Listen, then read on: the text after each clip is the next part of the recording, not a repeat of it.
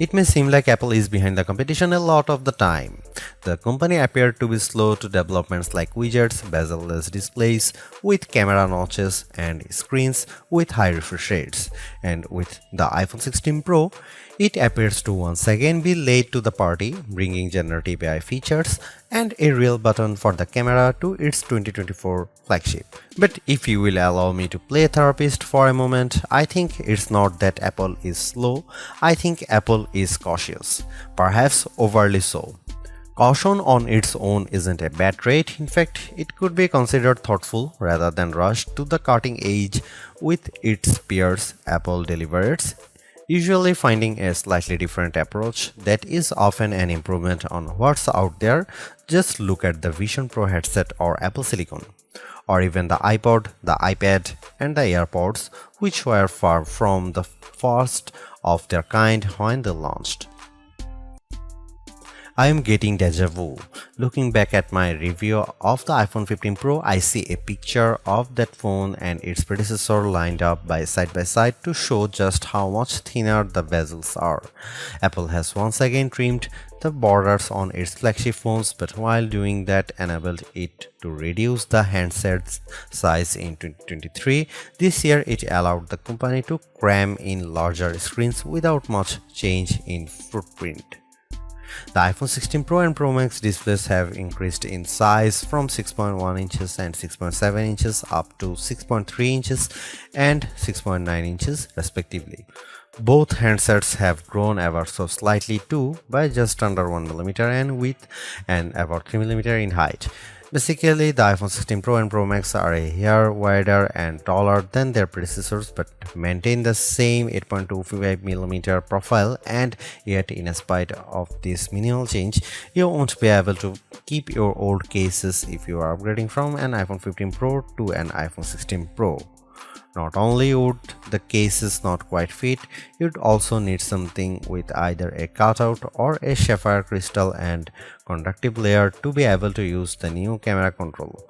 Of course, Apple sells compatible cases, as do some third parties like OtterBox, so you have plenty of options. I have spent most of this year's hardware review season remarking how Samsung and Google's flagships feel like iPhones, and I have now reached a strange inception point. As I have been comparing competing phones for this review, I have been surrounded by about a dozen handsets from all these different companies on my couch, including last year's iPhone, the Galaxy S24 Plus, and the Pixel 9 Pro and Pro XL. Trying to figure out which one is the iPhone has become more confusing than ever, as they all feel similar in build. The best way to verify at a glance is looking at the camera arrays or my wallpaper. All that is to say that the iPhone 16 Pro feels similar to its predecessors, which is what these other companies have been attempting to emulate. Apple would be right to feel flattered by this imitation, and yet I have to wonder if it's time to do something different. Google's Pixel 9 Pro is actually a whole 6 grams lighter than the iPhone 16 Pro at 221 grams, and I'm absolutely smitten by its rich pink hue and shiny edges. Though I like the new golden desert color for the iPhone 16 Pro, I do wish Apple's premium flagship had more fun and vibrant exteriors. That said, I do love the base iPhone 16 in pink, teal, and ultramarine. Arguably, the biggest change to the iPhone 16 lineup, not to mention the iPhone 16 Pro, is the introduction of camera control. This is a button on the right side of the device which has touch and pressure sensors on it to enable greater control with swipes and semi-presses. One of the things this was supposed to do was let you push slightly on the button to trigger focus, similar to what half pressing a DSLR shutter button would do. That function won't be available at launch, so I can't say if it's effective. But by the large, camera control is a very Apple approach to a feature that has been around for years.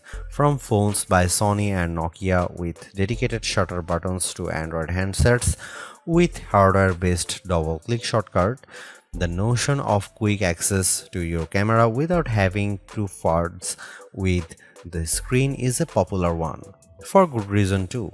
I've hated having to swipe or long press the icon on my iPhone's lock screen in the past, and even though I could set the iPhone 15 Pro section button to open the camera, it just wasn't positioned well and I'd have to give up my mute button.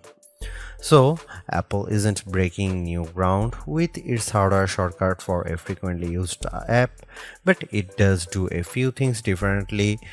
With the touch sensor, you can swipe on it to tweak things like exposure, zoom levels, and tone, and the half press still works as a way to select options or go back out of menus within the camera control interface. In theory, it's a nice way to make changes in the fly. In reality, there are a few issues and they largely have to do with placement. The button sits a little farther from the base of the phone than I'd like, so my fingers have to reach a bit more to press it, whether I was in landscape or portrait mode. This wasn't usually a problem when I had both hands free and could steady the iPhone with my other hand and readjust my grip. But if you are trying to take a quick shot with just one hand, the button's location can feel unintuitive. Of course, everyone has different finger lengths and ratios, so it's entirely possible that other people find this logical. It also depends on your grip. If you are cradling the bottom of the device in your palm, it's harder to maneuver. If you are covering part of the screen and reaching out for the button head on, it's slightly easier to use camera control. Still, even for those with the strongest claws, swiping and half pressing and double half pressing on the sensor is tricky. I was only ever really able to do that if I had my thumb holding up on the bottom edge and my middle ring and little fingers steadying the right end of the phone. Maybe this is a new camera grip I just need to relearn for this button. The awkward placement is a minor gripe compared to what I found most annoying, the button's touch sensor.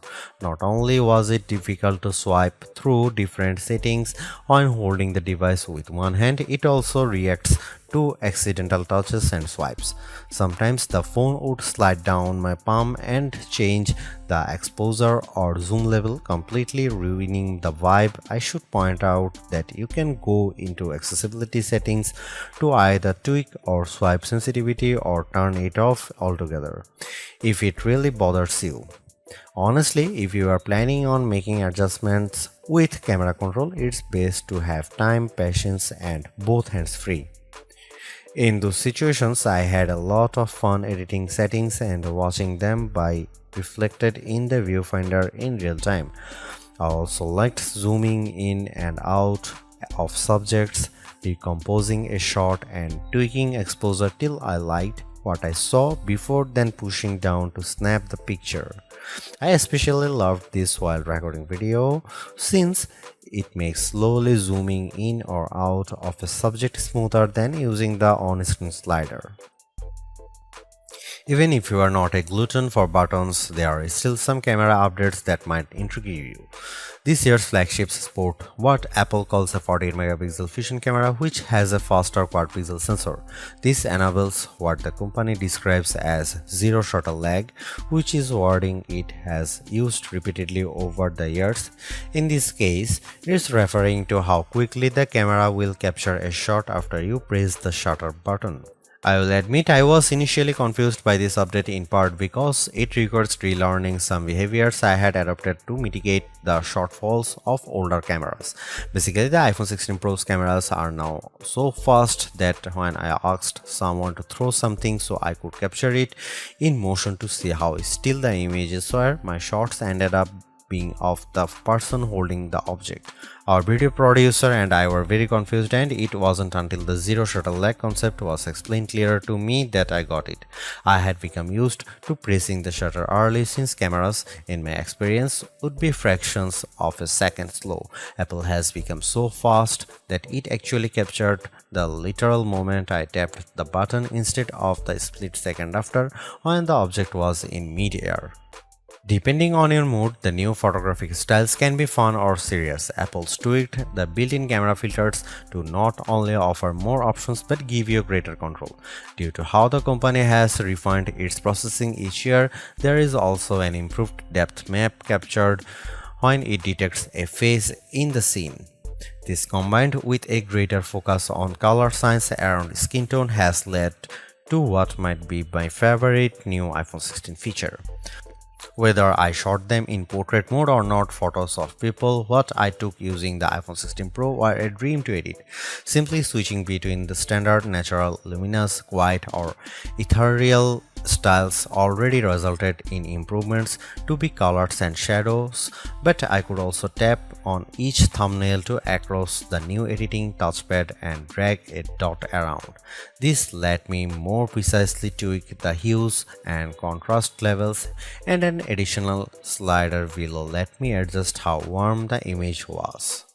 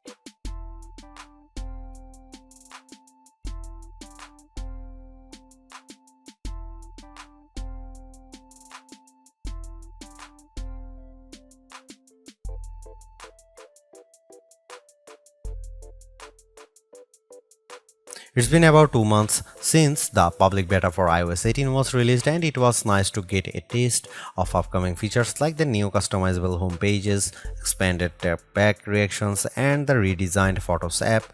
With the iPhone 16 launch, iOS 18 is basically ready for prime time with some caveats.